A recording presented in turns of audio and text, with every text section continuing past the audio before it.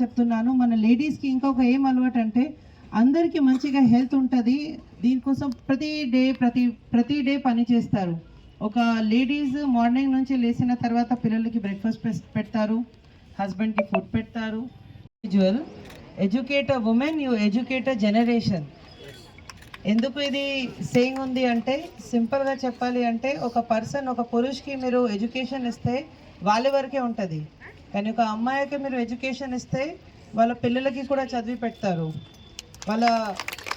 వాళ్ళ నానమ్మకి వాళ్ళ అమ్మమ్మకి కూడా చదివి పెడతారు. సో మీరు ఒక విమెన్కి ఎడ్యుకేషన్ ఇచ్చిన అంటే నెక్స్ట్ జనరేషన్కి కూడా ఎడ్యుకేషన్ ఇచ్చినట్టే ఉంటుంది. అందువలన education of women is very very important. ఇది ఇండియాలో కాదు, ఇది ఇంటర్నేషనల్లీ రికగ్నైజ్డ్ ఒక థియరీ ఉంది. సో దీంట్లో భాగంగా మన నిర్మల్ జిల్లాలో కూడా మన ఎడ్యుకేషన్ మీద చాలా ఫోకస్ పెడుతున్నాము. ఇక్కడ వచ్చేసి కొనసాగించాలి, తర్వాత పెళ్లి చేస్తారు కదా.